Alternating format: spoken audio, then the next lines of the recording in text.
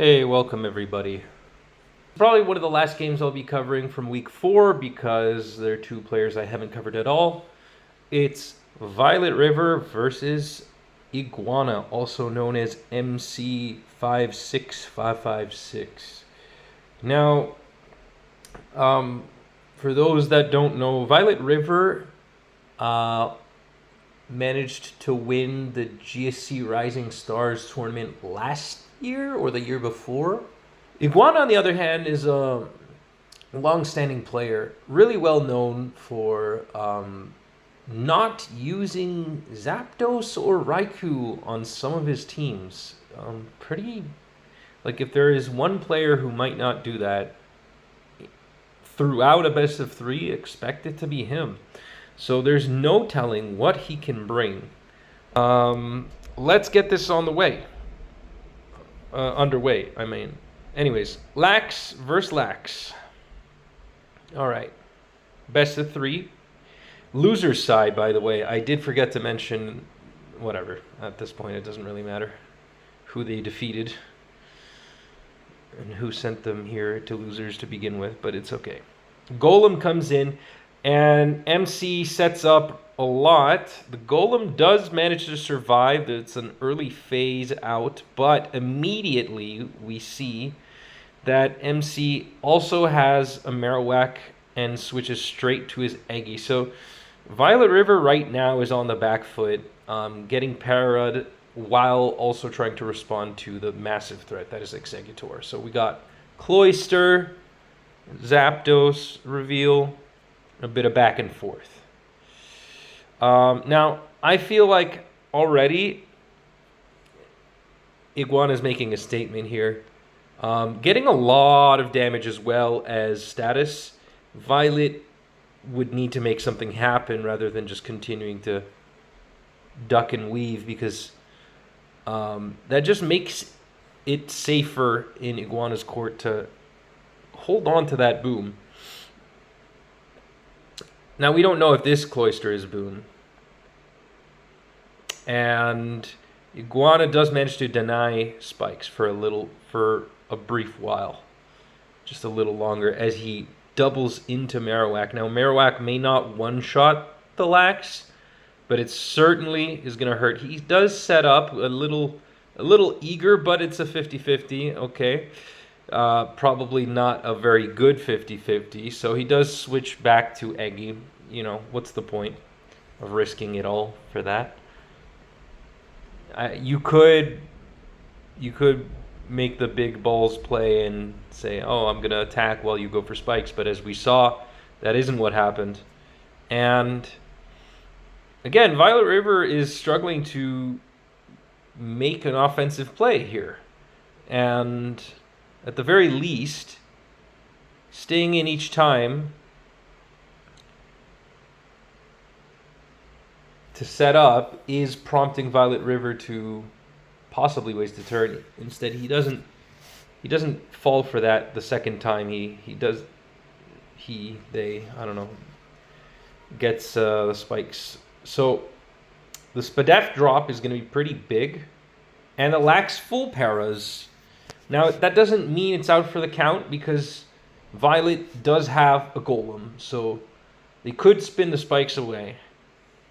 Granted that they can even get Golem in. Golem took a hell of a beating in the first couple of turns, and we see that the Steelix takes quite a bit of damage from a critical hidden power. Okay. I guess I would spin here, but that also means bye-bye Golem. Okay. Just to catch a breather, I guess. Lax does manage to heal ever so slightly, but Cloy could come in any moment now. Of course, Lax being slower than the Licks now that it's parried means that Violet wants to switch out. And also Violet, with the Lax that's so low, does not have a switch in, does not have a proper answer for this Zapdos. Okay.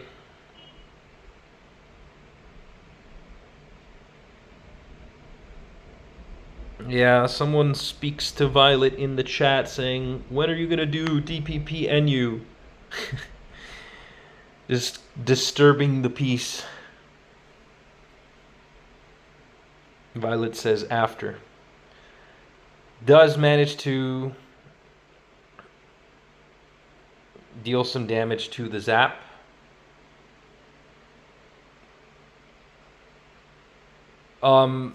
Violet really needs the Zap to live, but at the same time, he also doesn't. They don't have a better answer for opposing Zap. So if they lose the Zap, his entire team is grounded, which makes Marowak even more of a threat. So for now, Zapdos is going to be the thing to deny entry of a lot of different Mons. We do know that Iguana has Cursey Q Lax with rest, so he brings. So Lax gets to heal off finally and replenish HP. Now, at this point, I might risk it. I might even burn another turn. Because who's to say that this Cloyster is boom? Spinless spikes with Marowak is not commonly heard of. Violet goes to Gengar anyways. Maybe Hidden Power? No. It would appear not to be the case. And Hidden Power Water and Hidden Power Grass are good moves on Gengar. We should use it more. Cloy comes in. Gets a Surf. This matchup isn't playing out too well. But that's kind of the thing. When you're in those positions, you need to make things happen and not just react. Because right now, Iguana is feeling no pressure.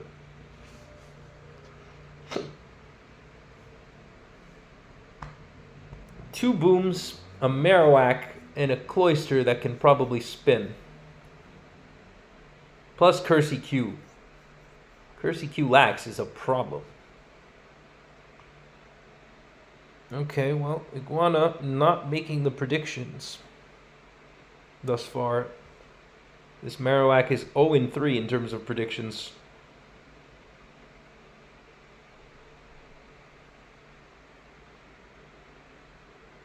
That could be the window of opportunity Violet needs to sort of make room.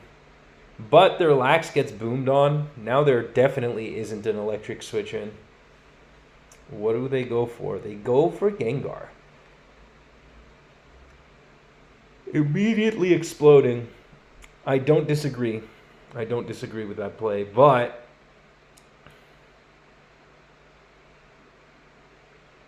you gotta take care of this Marowak. Good call out. All right. Bringing it back slowly but surely. Zapdos, sure. Finally a good prediction. Hidden Power takes out the Marrow. Alright. Now it really is a toss-up. Goes to Lax in the hopes of a rest turn. And look at that. Iguana was far ahead and loses 3 Mons in a row. No, 2.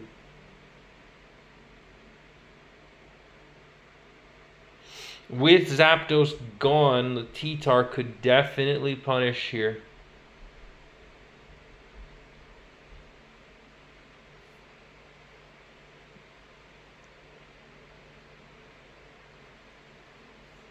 And there's a crit. Violet. Oh man, the timer on Iguana is extremely low. It's at 10 seconds. And Eggy goes down as well. This is pretty much over now. Even if it gets through the T-Tar, it's not getting through Zapdos. So we got ourselves our first win. Violet here. Alright, moving on to game 2. That was unexpected. Alright, game 2.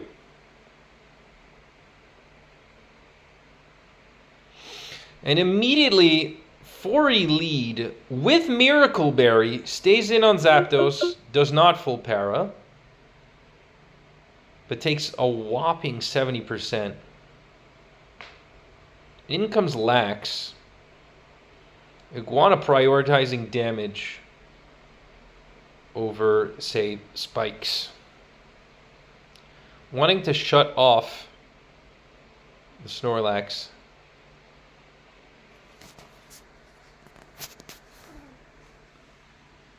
And we see the Lax recovering HP. It will be just out of range of a Thunder.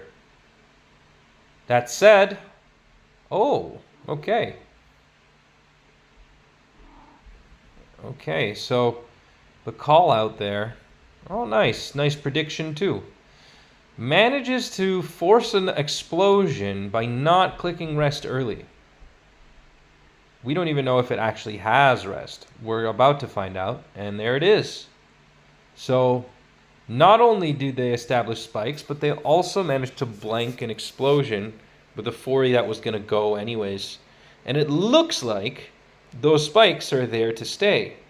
How will Iguana retort? Looking pretty rough right now for Iguana.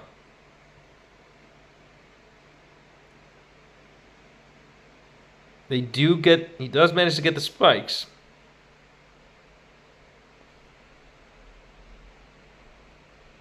Okay, and it is a T-Wave Zapdos, so usually I'm not accustomed to seeing Iguana use standard teams. That doesn't mean that he doesn't use it ever, but still.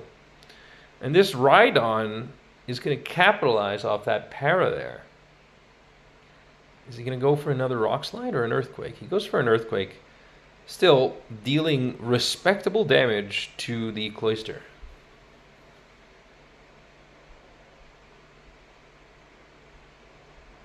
As he doubles right back on the expected Lax switch. Nice. Very nice so far, but he does not get the Paraflinch. Takes a lot of damage in the process. Another? Nope. Rhydon goes down. Sometimes Rhydon just proves not to be super reliable. And in comes Machamp. So, Machamp with the follow-up here. I'm going to use Curse. Alright. There is a threat of a boom. And there it is. Yep. We are 3-4. This is not an easy matchup for the Machamp, but he does have support in the form of a Snorlax. It's a feasible 3v4 situation. We still don't know what the last two Mons on each team are. I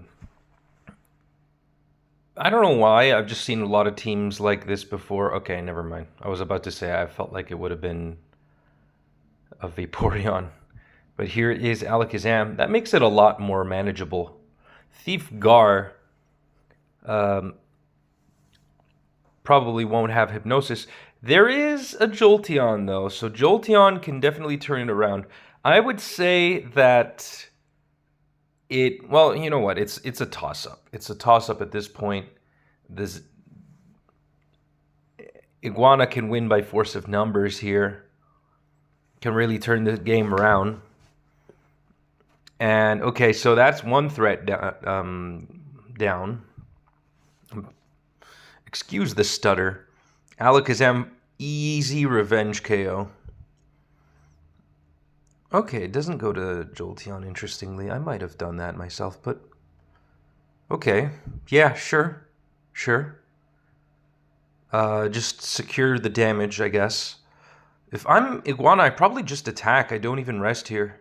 We'll see. No, he rests. That's not a wrong play, by the way. It's just... It just matters on what you prioritize.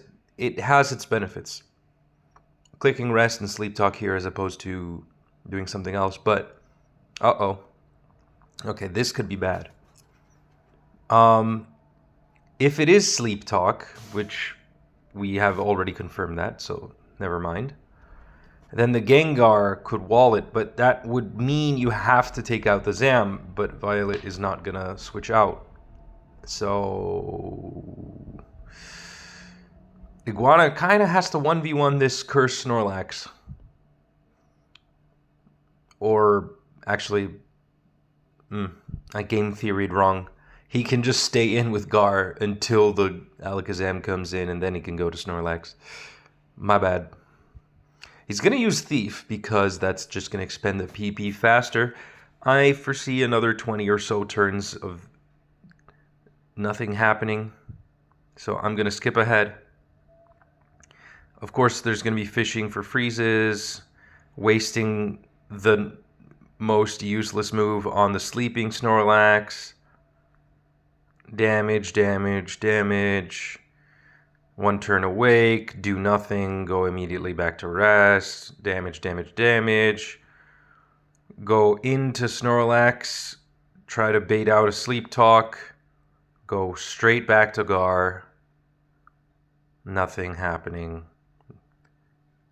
Ice Punch, no freeze. Ice Punch again, no freeze. Damage, damage, damage, damage. Double to Lax. Double back to Gar.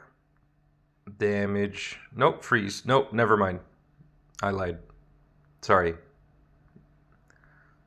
I am allowing myself to skip ahead until we see something significant happening. I'm not even going to narrate. Okay, wait, here it is.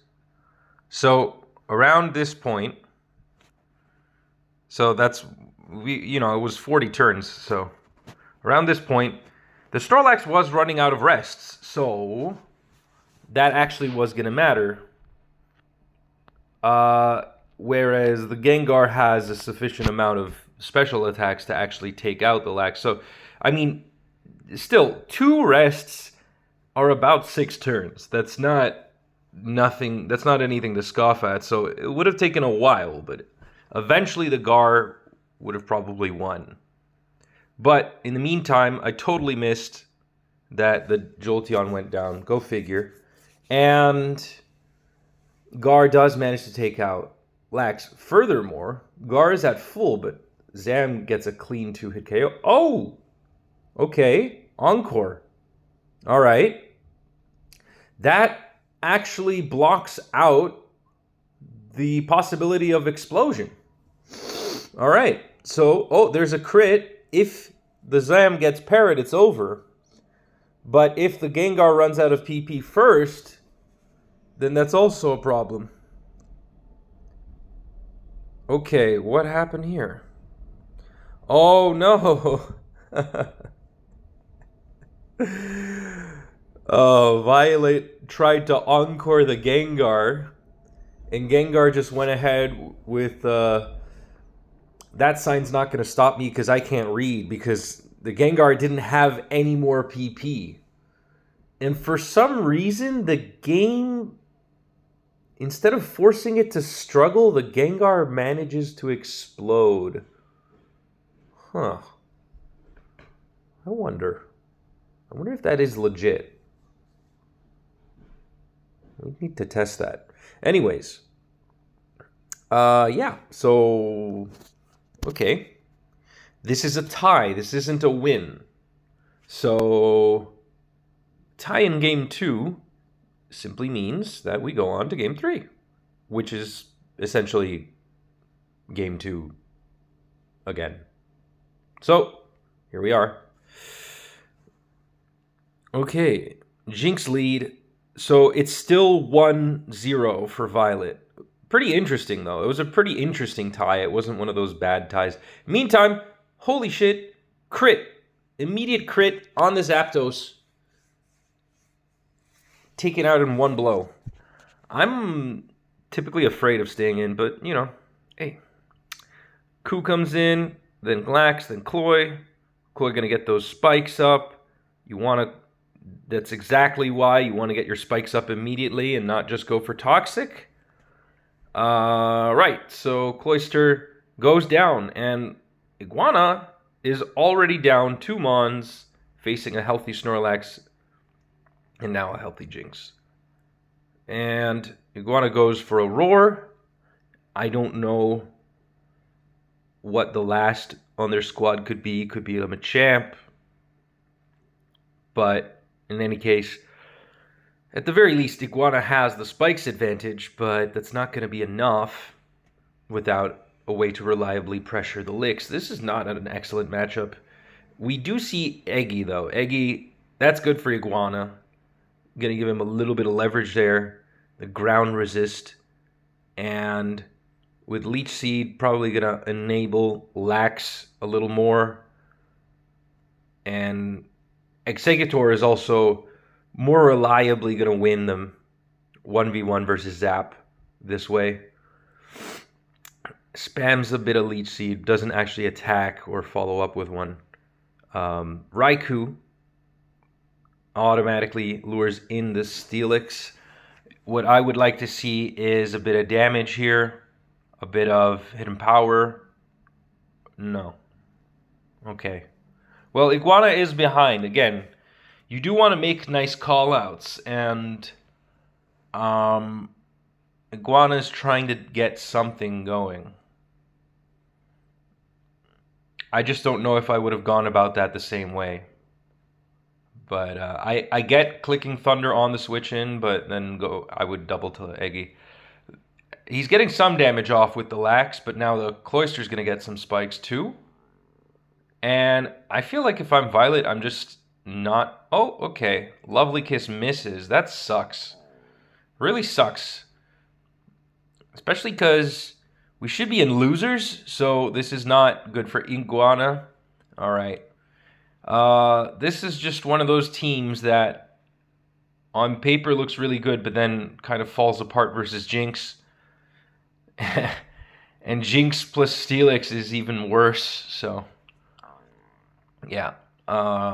This is pretty bad right now. Incorruptible. Alright, so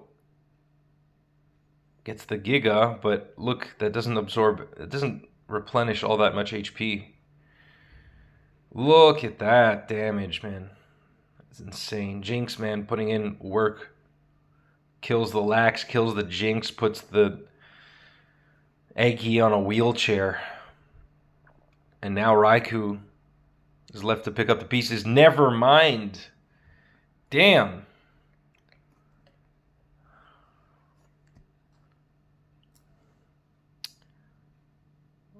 Oh my lord. This is a eulogy. This is not a battle. This was over before it began. Jesus. Okay.